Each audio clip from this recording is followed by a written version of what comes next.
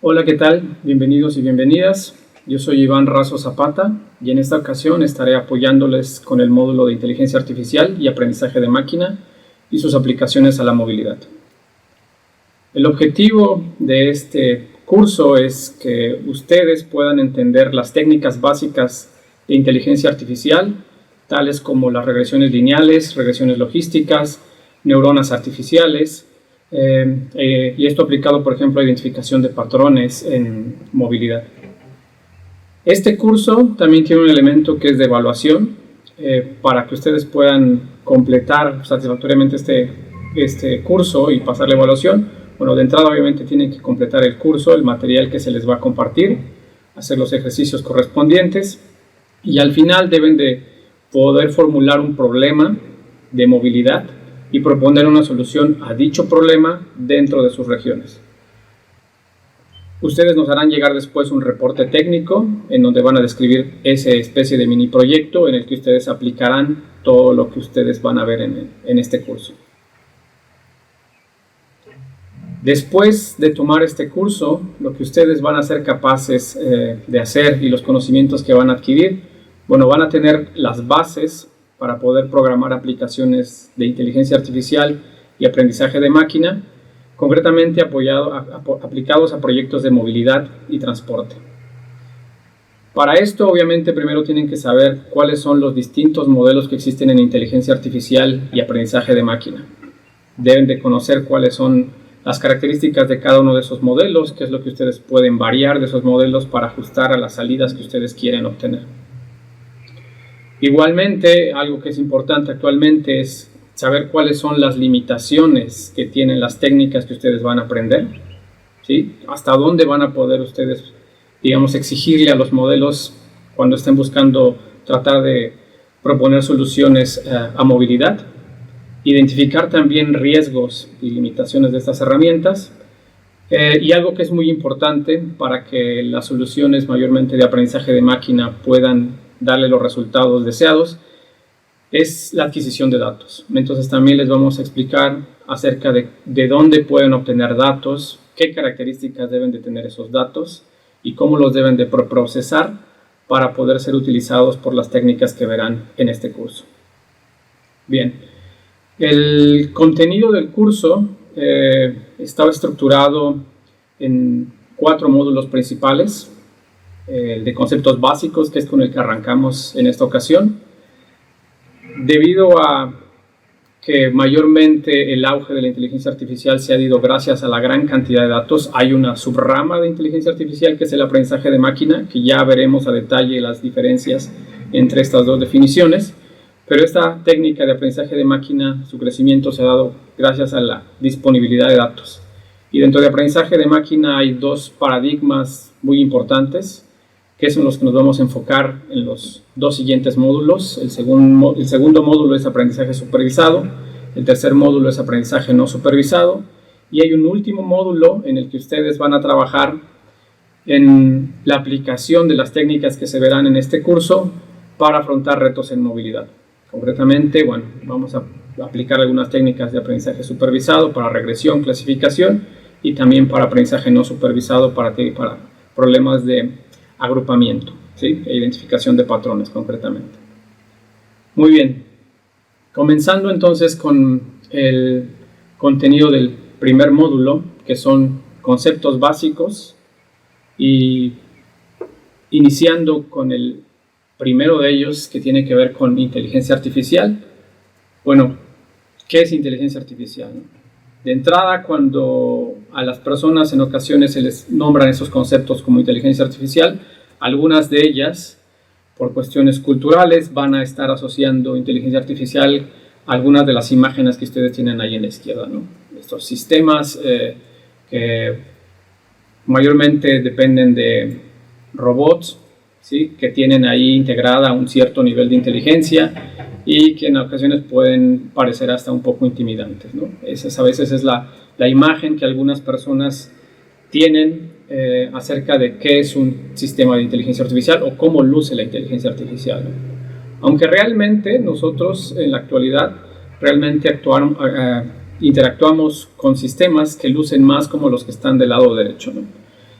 asistentes para navegación, ¿sí? Que nos pueden decir cuál es la mejor ruta para ir del punto A al punto B, o sistemas que nos permiten automatizar o semi-automatizar algunas de las tareas dentro de los hogares o las oficinas, en las que le decimos cuáles son nuestras preferencias o les damos directamente indicaciones de qué hacer, ¿no? Prender o apagar cierto dispositivo. Y uno de los últimos sistemas que actualmente igual mucha gente está probando y ha adquirido una gran cantidad de usuarios es un modelo desarrollado por una empresa que se llama OpenAI, que es ChatGPT. ChatGPT, como veremos en su momento, es un modelo basado en un paradigma que usa redes neuronales artificiales y que también se comporta como un asistente que nos puede estar dando ahí indicaciones o dar recomendaciones de acuerdo a lo que nosotros le estemos preguntando, ¿no? Entonces, realmente los sistemas de inteligencia artificial con los que actualmente estamos interactuando lucen un poco más como los que tenemos en la parte derecha, ¿no? Y de nuevo, el funcionamiento y los buenos resultados que nos pueden llegar a dar estos sistemas depende en gran medida del acceso a la gran cantidad de datos que pueden tener estos sistemas. Esto es lo que ha hecho que mediante técnicas de explorar los datos, entender qué es lo que está pasando en los datos, identificar patrones, en base a eso es que estas soluciones propuestas por las distintas compañías que los han desarrollado han logrado ofrecer buenas soluciones, ¿no? Entonces los datos se convierten en un componente fundamental para que estas herramientas puedan darnos las soluciones que queremos, ¿vale? Entonces estos mayormente son como los sistemas con los que actualmente interactuamos. Pero hasta ahí no hemos dicho mucho de qué es la inteligencia artificial. Bueno, pero ¿qué es la inteligencia artificial? Esta pregunta se la ha hecho la comunidad científica en innumerables ocasiones y se ha tratado de abordar desde distintas conceptualizaciones.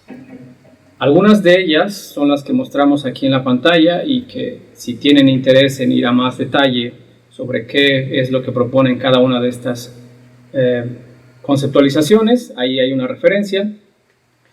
Pero concretamente tenemos aquí 4 categorías de cómo se puede entender qué es la inteligencia artificial.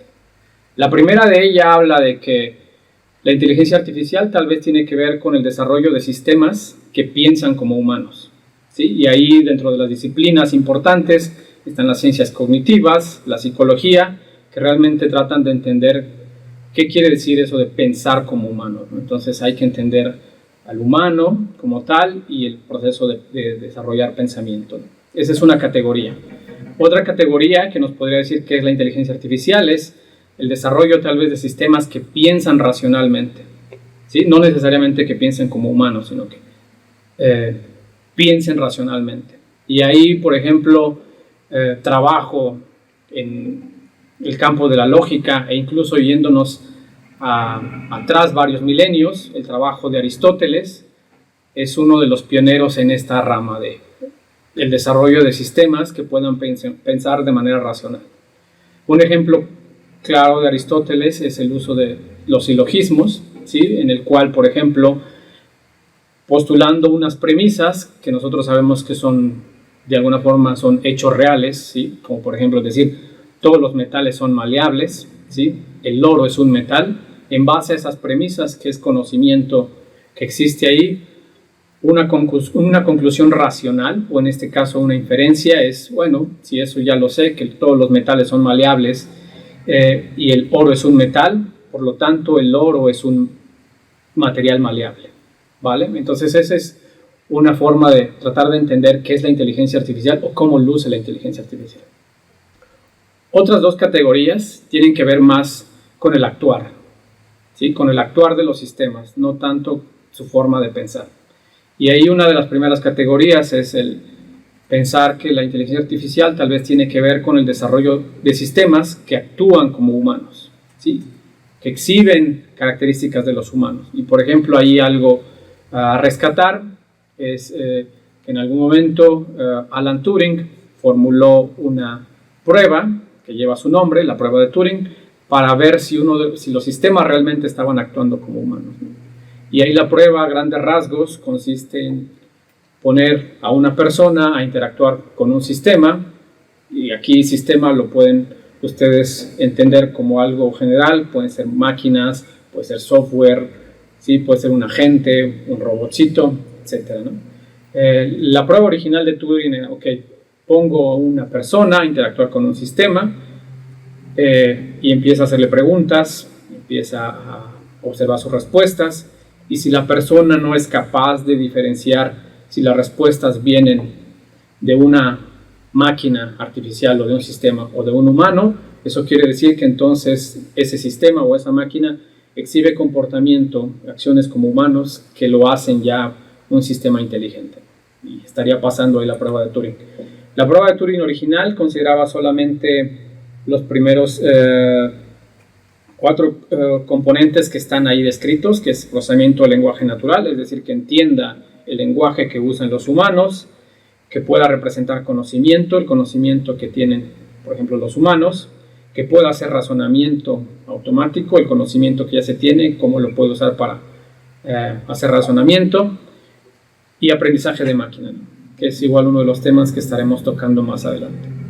Entonces, la prueba original de Turing solamente hablaba de esos elementos que debían ser considerados dentro de un sistema para saber que ese sistema ya se estaba comportando como humano, ¿no? Y por lo tanto, poder pasar la prueba y de alguna forma confundir al humano con el que estaba interactuando y hacerle creer que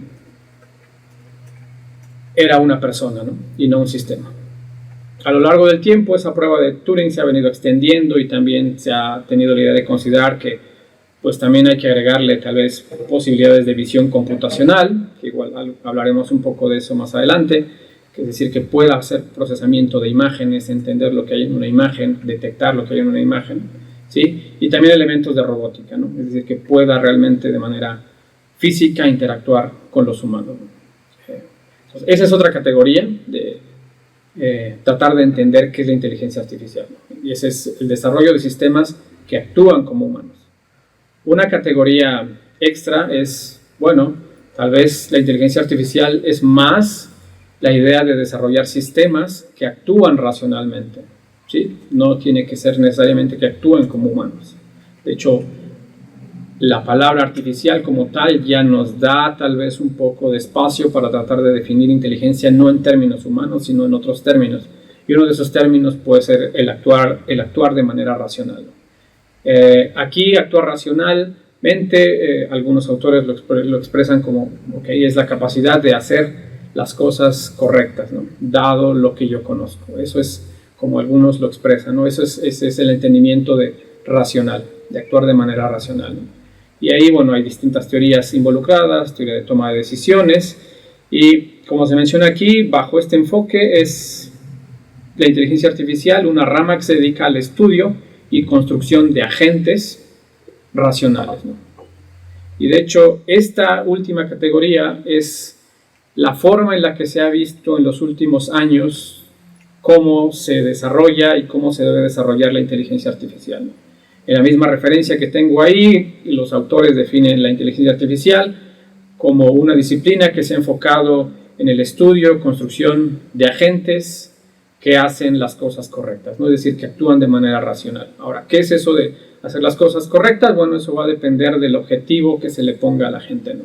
Si la gente está cumpliendo el objetivo que yo le estoy postulando, bueno, eso me dejaría de cierta forma tranquilo, sabiendo que está haciendo las cosas correctas. Esta visión es la que ha sido mayormente dominante en los últimos años, es decir, la inteligencia artificial se dedica a la construcción de estos agentes que actúan de manera racional, ¿no? O que hacen las cosas correctas. De nuevo, agentes, aquí tienen que asociar ustedes que la idea de un agente puede ser una máquina, software, una computadora, ¿sí? Que sería realmente el elemento artificial dentro de este paradigma de inteligencia artificial. Si le preguntamos, por ejemplo, a una de las herramientas que actualmente está muy de moda, que es ChatGPT, ¿qué es la inteligencia artificial? Una de las respuestas que nos daría es, bueno, es una rama de la informática que se ocupa de crear sistemas que pueden realizar tareas que normalmente requieren inteligencia humana, ¿no? ¿Qué tipo de tareas son esas que regularmente necesitan inteligencia humana? Bueno, el aprendizaje, el razonamiento, la percepción, la comprensión del lenguaje natural y la toma de decisiones, ¿no? Entonces, de nuevo, esta es la visión que se ha tenido en los últimos años de qué es la inteligencia artificial, ¿no? Ahora, aquí menciona que la inteligencia artificial es una rama de la informática. Ciertamente es una rama de la informática, pero es una rama que se ha venido beneficiando de los desarrollos en otras disciplinas, ¿sí? Por lo tanto, la inteligencia artificial tiene relación no solo con la informática, sino con una gran variedad de disciplinas con las cuales en algunas ocasiones se han desarrollado retroalimentaciones, ¿no? Es decir, hay conceptos que fluyen en ambas direcciones, ¿no? ¿Qué tipo de disciplinas, por ejemplo, han contribuido al desarrollo de la inteligencia artificial? Bueno, desde hace unos milenios, como ya habíamos mencionado, la filosofía, por ejemplo, con los desarrollos de Aristóteles, ha venido contribuyendo a cómo las distintas disciplinas han tratado de entender en qué consiste la inteligencia artificial y el desarrollo de estos agentes, ¿no? Entonces, la filosofía, incluso con el desarrollo de cosas concretas como el positivismo lógico, ha contribuido igual a la rama de la inteligencia artificial. Y aquí es, por ejemplo, donde igual les digo que hay algunas retroalimentaciones en donde también la inteligencia artificial o el desarrollo de esta disciplina ha contribuido, por ejemplo, a la filosofía, concretamente en el aspecto de la ética, ¿no? La ética, como veremos más adelante, es uno de los retos actuales que se enfrenta dentro de la inteligencia artificial, es decir, estos agentes, además de comportarse de manera racional, idealmente deberían de comportarse de manera ética. Bueno, ética se entiende en otras disciplinas de algunas formas, y en la inteligencia artificial se entiende de otra forma, ¿no? Vamos a ver a detalle más adelante que esto tiene que ver con que los sistemas inteligentes se comporten de una manera en que respeten privacidad, se pueda entender qué es lo que están haciendo, y eso tiene que ver con explicabilidad de los sistemas y también con responsabilidad, ¿no? O accountability. Entonces, esos temas éticos también se pueden abordar ahora desde la filosofía para entender qué es lo que es importante cubrir como elemento ético dentro de la inteligencia artificial. Entonces, es una disciplina que, por ejemplo, ha contribuido al desarrollo y seguirá contribuyendo al desarrollo de la inteligencia artificial. Las matemáticas, obviamente, también han tenido un rol importante, el desarrollo de teorías como, por ejemplo, la lógica simbólica, o disciplinas que tienen que ver con probabilidad y estadística, que se usan muchísimo en aprendizaje de máquina, pues son los que han igual contribuido al desarrollo de la inteligencia artificial. La economía, también con teorías como, por ejemplo, la teoría de juegos, o el desarrollo de sistemas multiagente, también ha tenido su contribución a la inteligencia artificial.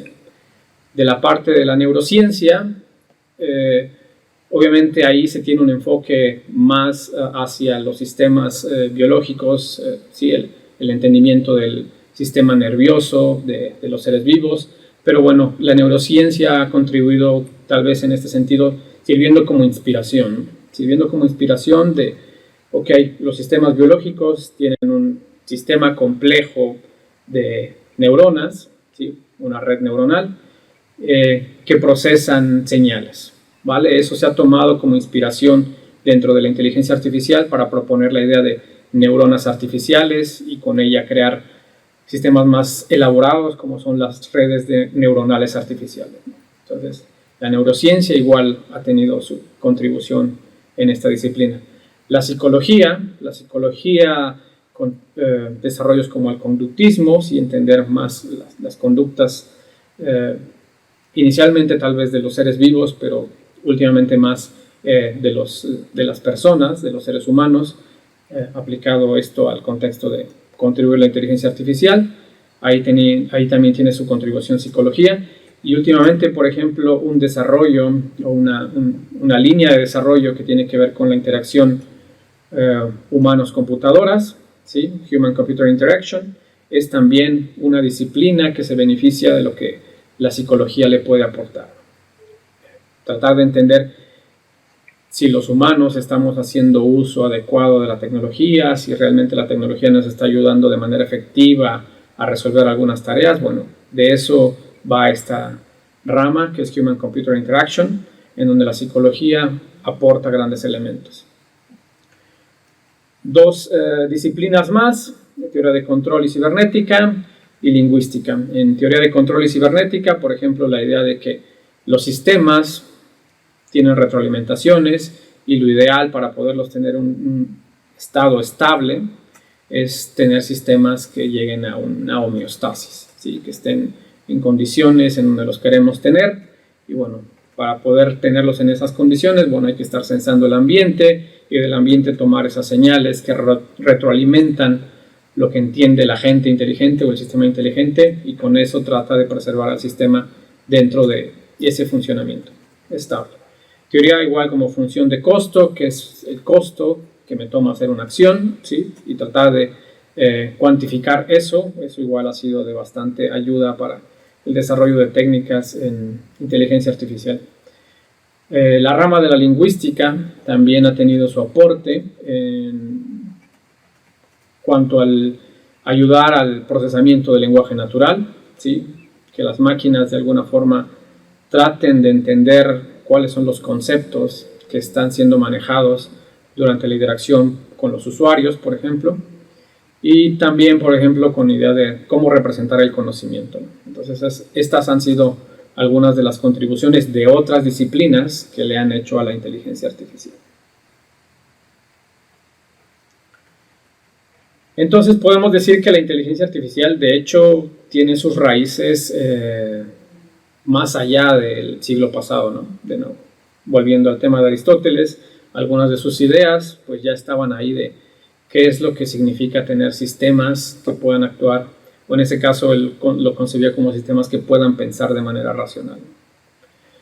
Sin embargo, la concepción, digamos, moderna de lo que es la inteligencia artificial tiene sus inicios en la década de los 40 del siglo pasado, cuando comienza el desarrollo de teorías alrededor de neuronas artificiales, ¿no? Y hay un caso que se marca como de los inicios en el campo de la inteligencia artificial, es el desarrollo de la neurona artificial de McCulloch-Pitts, ¿sí? Ellos proponen ahí un esquema en el que se podría hacer una analogía de cómo funciona una neurona biológica, pero trasladado al mundo artificial. Entonces, ese es uno de los primeros trabajos que se reconoce como el inicio de la inteligencia artificial, digamos, moderna. Después de eso, bueno, surgieron desarrollos paralelos que causaron grandes expectativas. Por ejemplo, estuvo la propuesta de un solucionador general de problemas, ¿sí? Propuesto por Newell and Simon, ¿sí? Que proponen ahí un sistema que en teoría podría ayudar a resolver una gran cantidad de problemas, ¿no? Y ahí hubo mucho entusiasmo y muchas ideas de qué es lo que podría pasar con la inteligencia artificial, ¿no? Sin embargo, tiempo después viene el golpe de realidad, de decir, ok, esto tiene ciertas limitaciones, es muy buena la idea, tiene potencial, pero los problemas del mundo real exhiben cosas más complejas que tal vez no permiten ser resueltos con lo que se tenía hasta ese entonces, ¿no? Entonces ahí, en ese golpe de realidad, se empieza a hablar de que hay problemas que pueden ser intratables con lo que podemos ofrecer ahora. Entonces tal vez es mejor dar un pequeño paso atrás y tratar de entender realmente qué es lo que se puede hacer para mejorar las soluciones y atender los problemas que nos interesan, ¿no? Y en ese paso atrás, de manera paralela, empiezan a haber desarrollos como la idea de sistemas expertos, en los que dicen, bueno, es que tal vez es necesario incluir conocimiento específico, reglas específicas de los problemas que queremos resolver, ¿no? Darle un poco más de herramientas a los sistemas inteligentes para que puedan resolver de mejor forma los problemas. Entonces ahí viene un desarrollo de sistemas expertos en el que el conocimiento específico es usado y reglas específicas son usadas para ayudarle a los sistemas a resolver los problemas que se tienen en la mesa. En los últimos años, digamos en las últimas décadas, se ha venido dando el resurgimiento de, por ejemplo, desarrollo alrededor de redes neuronales artificiales. Si bien el algoritmo de retropropagación, que lo veremos igual en su momento, es el que ha permitido auge actual que se tiene en el mundo de redes neuronales artificiales. Su desarrollo ya se había dado en la década de los 60, ¿sí? Sin embargo, se popularizó mayormente hasta la década de los 80, ¿no?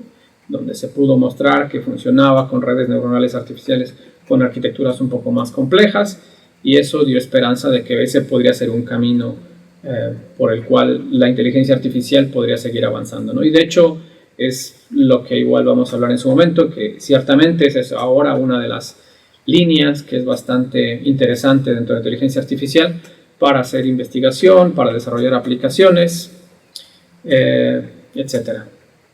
Entonces, en la década de los 80 se da este resurgimiento de las redes neuronales. Al mismo tiempo, igual de manera paralela, el auge del aprendizaje de máquina, desarrollo de modelos que explotan conexiones con la probabilidad, como por ejemplo modelos ocultos de Markov, que son las bases para uno de los paradigmas que veremos en su momento, que es el aprendizaje por refuerzo, redes bayesianas, que igual tienen sus conexiones ahí con nociones de probabilidad. Y las últimas dos grandes pasos que se han dado en el mundo de la inteligencia artificial tienen que ver con el Big Data, ¿sí? Que se ha masificado con la ayuda de la World Wide Web, ¿sí? Desde hace más de 2 décadas podemos hablar de eso.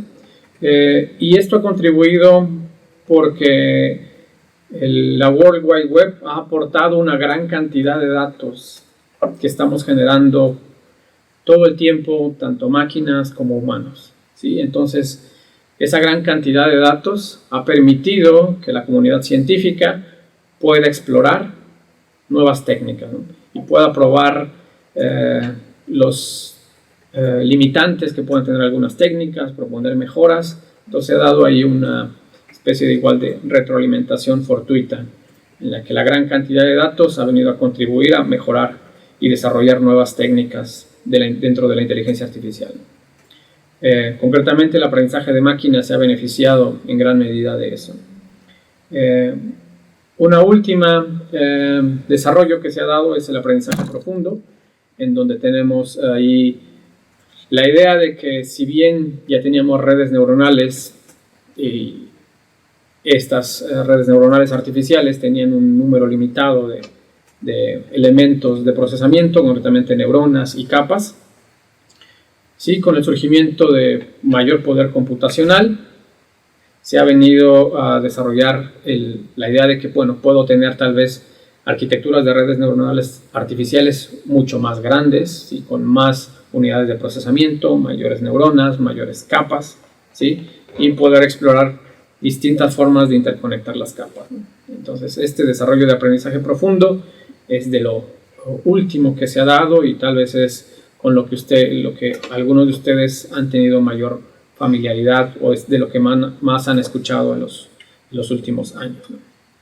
Si lo vemos igual desde el punto de vista de cuáles han sido los sistemas que han acaparado, por ejemplo, las cámaras o las noticias de cómo ha venido evolucionando la inteligencia artificial, es importante mencionar ejemplos como por el de Deep Blue de IBM, que en su momento logró desarrollar un sistema que pudo ganarle al mejor ajedrecista del mundo en aquel entonces, ¿sí? Y ese sistema, bueno, acaparó las cámaras, fue todo un evento mediático en el que se ponía a prueba ahí una máquina desarrollada por una empresa, IBM, a competir con un humano, ¿no? En algo en lo que hasta ese entonces los humanos eran mucho mejores que las máquinas. Bueno, ahí se da un gran salto, igual mucha expectativa, muchas ideas de qué se podría hacer ahora después con lo que había desarrollado IBM. Por eso es uno de los desarrollos igual históricos importantes, que digamos desde el lado poco más de la ciencia popular, el lado mediático, pues es importante igual reconocer, ¿no? Ahí se da un escaparate importante a lo que puede llegar a ser la inteligencia artificial, ¿no? Algunos años después, otro desarrollo igual importante de IBM fue el del sistema Watson, ¿sí? El sistema Watson, que igual se puso a competir, pues un sistema que se puso a competir con humanos, ¿sí? En una tarea en la cual hasta ese entonces los mejores eran los humanos, ¿sí? Concretamente era un juego en televisión que se llamaba Jeopardy, ¿sí? Y en ese juego había varios retos, mayormente con conocimiento, ¿no? Cultura general, pero igual parte de los retos era entender las preguntas que se formulaban, ¿no? Y incluso en algunas ocasiones no era entender la pregunta, sino en base a algunos hechos que yo te presento, formula una pregunta, ¿no? Entonces era un reto que no era tan trivial para las máquinas que se tenían en ese entonces. De hecho, era un reto bastante difícil de resolver, y para lo cual los humanos eran muy buenos hasta entonces, o mejor que las máquinas, ¿no? Hasta ese entonces. Hay un documental que les recomiendo igual que lo puedan ver si es que les interesa, en YouTube, donde se explica cómo fue todo el desarrollo de esta tecnología de Watson y cómo es que en los inicios, bueno, los ingenieros que desarrollaban el sistema pues veían con un poco de angustia el hecho de que el sistema no se comportaba como ellos esperaban, tenía errores, y de hecho en los primeros, digamos, enfrentamientos con los humanos podemos decir, casi que destrozaban al sistema, ¿no? El sistema hacía preguntas sin sentido, respondía sin sentido, y bueno, fue mejorando en base a los distintos digamos, ajustes que le fueron haciendo el equipo de ingenieros, ¿no? Pero este también es un caso de un desarrollo histórico importante, ¿no? E igual, a raíz del éxito de Watson ya en los últimos programas en los que competía, pues igual comenzó a surgir, ok, con esto que ya se tiene, ahora ¿qué se puede hacer, ¿no? ¿Qué vamos a poder hacer? Y de hecho IBM comenzó a ofrecer Watson como un sistema que alguien podría adquirir para resolver algunas de las tareas, ¿no? que estuviera interesado. Se empezó a explorar en el mundo de la medicina para descubrir drogas que pudieran ayudar a mitigar algunos padecimientos, etc. Entonces este igual es un desarrollo histórico importante que estuvo igual en los medios. Hace un par de años una compañía igual ha tenido bastante éxito, que es DeepMind. DeepMind concretamente usa técnicas de aprendizaje profundo, algunas de ellas combinadas con otro paradigma que es aprendizaje por refuerzo, que igual de él hablaremos en su momento.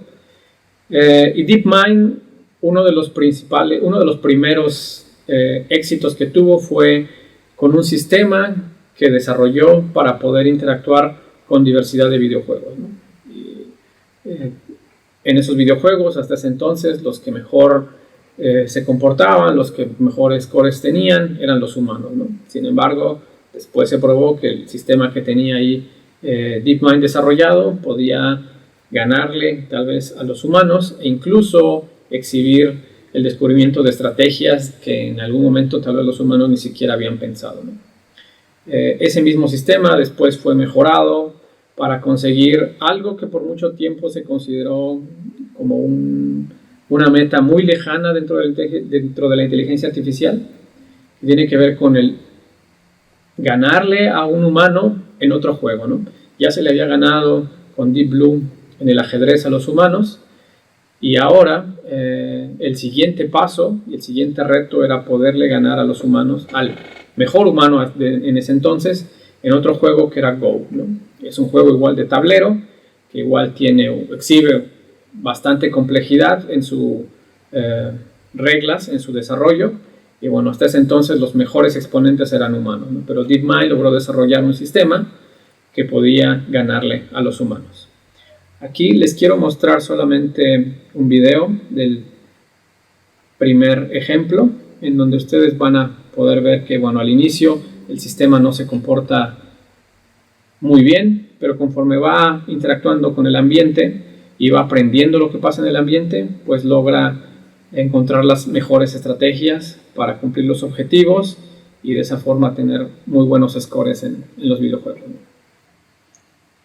Muy bien, lo que vemos inicialmente en el video es el sistema que comienza a explorar el ambiente, tomar algunas acciones, ¿sí? Por ejemplo, aquí esta barrita lo que tiene que hacer es rebotar la pelotita, ¿sí? Para ir rompiendo los cubos que están en lo alto de la pantalla, ¿no? Y de nuevo, como vimos al inicio, pues comete errores, se le van las pelotitas y no actúa de muy buena forma, ¿no? Pero después empieza a aprender y tal vez ya hay menos ocasiones en las que se le cae la pelotita, ¿no? Por ejemplo, ahí ya casi no se le cae la pelotita, está ahí al pendiente de qué es lo que está pasando. Y ya después, en base a lo que fue aprendiendo, encuentra una estrategia, ¿no? Que es buena para lograr tener altos scores, ¿no? Entonces encuentra que la estrategia es cavar un túnel por alguno de los lados y dejar que la pelotita esté rebotando ahí, ¿no? ¿Y eso qué es lo que va a hacer? Porque le va a dar puntos y va a subir el score, ¿no? Entonces esa, por ejemplo, es una estrategia a la cual llegó el sistema de manera independiente. Es algo que no estaba programado en ella, sino que lo descubrió en base a cómo interactuaba con el sistema. Otro de los desarrollos igual importantes que se ha dado en los últimos años tiene que ver con otro de los problemas que en su momento se consideraban casi que imposibles de resolver, ¿no? Era el santo grial en el mundo de la inteligencia artificial y tiene que ver con un problema en el mundo de la biología o la bioinformática, ¿no? Que tiene que ver con el problema de el plegamiento de proteínas o protein folding en inglés. ¿Sí? ¿Cuál es la idea acá? Una analogía que uno puede usar para tratar de entender a qué se refiere esto es, imaginen ustedes que les dan la semilla de algún árbol, ¿sí? Cualquier tipo de árbol, ¿no? Un limonero, un nogal, el tipo de árbol que ustedes imaginen, ¿no? Les dan la semilla y les dicen, aquí está la fórmula de todo lo que tiene que desarrollar ese árbol, ¿no? Entonces les dan esa semilla y les dicen, en base a esta semilla y estas condiciones donde lo vas a sembrar, ahora dime cuál va a ser la forma del árbol que va a salir de esa semilla, ¿no? Y la forma no general, sino estructura, detalle, el número de ramas, en cada rama el número de hojas, etcétera, ¿no? Esa es un poco la analogía que a veces puede ayudar a entender el problema del doblamiento de proteínas, ¿no? O plegamiento de proteínas.